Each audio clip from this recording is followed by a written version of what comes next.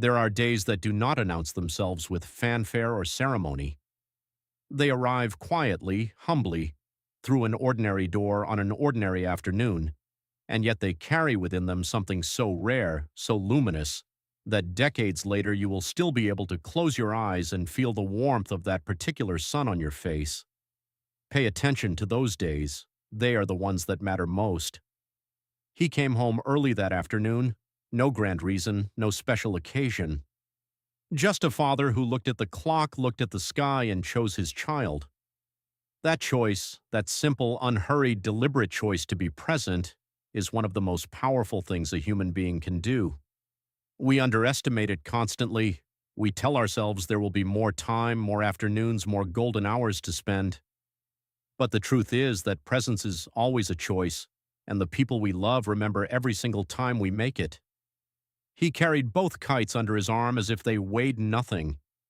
And perhaps that is what love looks like in its most honest form. Not grand gestures or perfect words, but a father walking down a dirt path through a golden meadow, carrying two kites, because he knew that today was the day to fly them. You do not need to move mountains for the people you love. Sometimes you only need to show up, carry the kites, and walk beside them down the path. She ran ahead the way children always do, and he followed, the way good parents always do, not racing to catch up, not calling her back, but following with long, easy strides, content to walk in the wake of her joy. There is a profound wisdom in that, in allowing the people we love to run ahead, in trusting them with the open field, in being the steady presence behind them rather than the anxious hand pulling them back. Let them run. Follow with love. That is enough. That has always been enough. When the kite fought her, twisting and pulling and refusing to fly, she held on. She held on with both small fists and every ounce of her 5-year-old determination because she had decided that this kite was going to fly, and that was simply the end of the matter. And when it did finally catch the wind and climb, the lesson it carried upward with it was worth more than any classroom could teach. The things worth having will resist you first. Hold on anyway. The wind always comes. And when his hands came over hers, not to take over, not to rescue, but simply to steady, that was perhaps the greatest lesson of all. We are not meant to do everything alone. Strength is not the absence of support. Strength is knowing when to hold on by yourself and knowing when to let someone place their hands over yours and say, without words, I am here, I have you, we can do this together. That is not weakness. That is the wisest thing in the world.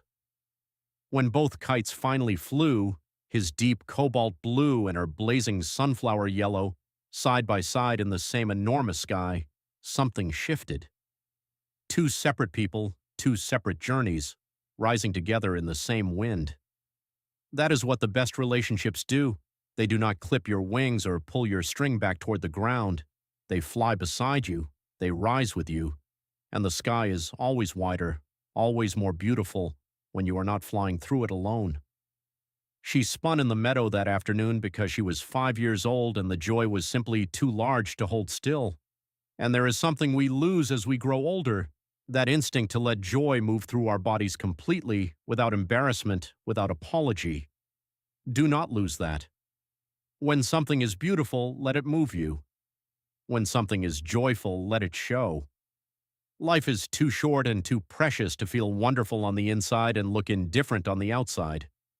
Spin when you feel like spinning. The meadow is wide enough. They sat together in the grass as the afternoon deepened around them, neither of them speaking, both kites drifting free above. And in that silence was everything, all the love that did not need to be said because it was already fully understood, already completely felt. We live in a world that mistakes noise for connection and busyness for love. But real connection is often silent. Real love is often still. It is two people sitting in the warm grass of an afternoon, watching their kites drift together in the same sky, needing nothing more than exactly this. The sky changed while they were not watching, as it always does, as we always let it, turning from cerulean blue to rose and amber and the deep luminous violet of a day well spent. And when he began to reel the kites in, slowly and carefully, winding each string around its spool with the same quiet patience with which he had unwound everything that afternoon, she understood something for the first time. Beautiful things sometimes have to be folded up and carried home. Not every beautiful thing can stay aloft forever, but that does not make it less beautiful. It makes it more precious. It makes every moment it spent flying something worth remembering. She did not cry when the kites came down. She felt something deeper than sadness and lighter than happiness. She felt full, completely, quietly, absolutely full. And that is what a life well lived feels like. Not a life without endings or losses or ordinary days, but a life in which the ordinary days are met with full presence, full attention, and full love. A life in which a Tuesday afternoon in a golden meadow with a father and two kites becomes the kind of memory that holds you upright for the rest of your life. He held her hand the whole way home. His hand was large and warm, and she fit inside it perfectly, her small fingers disappearing in his palm, her arm stretched slightly upward to reach him, completely natural, completely unthought. And that is the image to carry forward from this story, not the kites, not the golden sky, not even the meadow in all its Ghibli-painted glory. The image to carry is this: a father and his daughter walking home in the last warm light of an afternoon they will both remember forever, connected by nothing more complicated or more profound than the simple, unhurried holding of hands.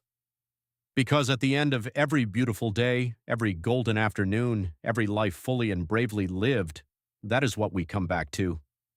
Not the achievements, not the noise, not the perfectly managed schedules or the carefully optimized routines. We come back to the people whose hands we held. We come back to the afternoons we chose presence over productivity, connection over convenience, and love, quiet, ordinary, extraordinary love, over everything else.